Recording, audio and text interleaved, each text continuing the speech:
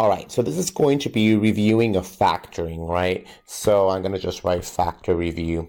So in case you need a little bit of review of factoring, this is just going to be a couple problems, right? So usually the type of problem that we're going to try to factor, the type of expression is something that we call a quadratic, right? So this is a quadratic.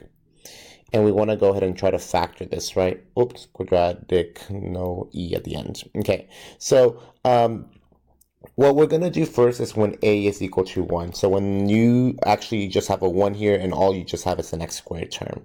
Okay, so we're going to start factoring those types of problems. So let's say, here's an example. We have x squared plus 7x plus 10. And our goal is to factor this.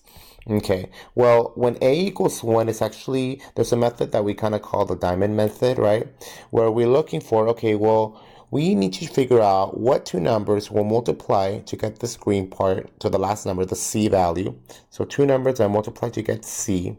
And also, the same two numbers have to add up to get this middle term, 7. So we're trying to think about those two numbers, right?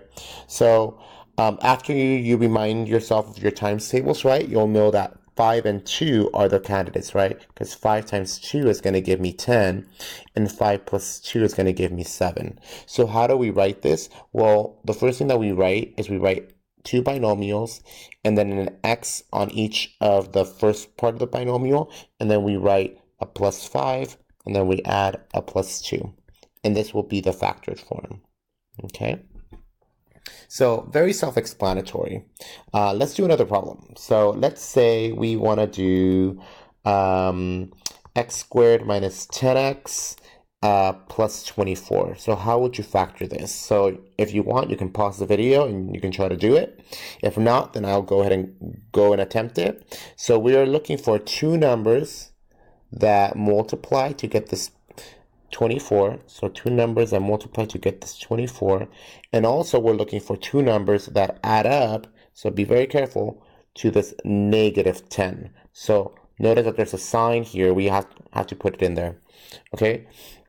So what numbers would that be? Okay, well, that would just be two, it would be 6 and 4, right? Because 6 times 4 gives me 24, and 6 plus 4 gives me, well, it gives me 10, but it doesn't give me this negative. So in order for this to be negative 10, well, they both have to be negative, because negative 6 plus negative 4 is going to give me negative 10. And notice also that negative 6 times negative 4 is going to give me a positive 24. So you sometimes have to play around with your signs a bit. So this will give me x minus 6. This is going to give me x minus 4. And that is my answer for this one. Okay.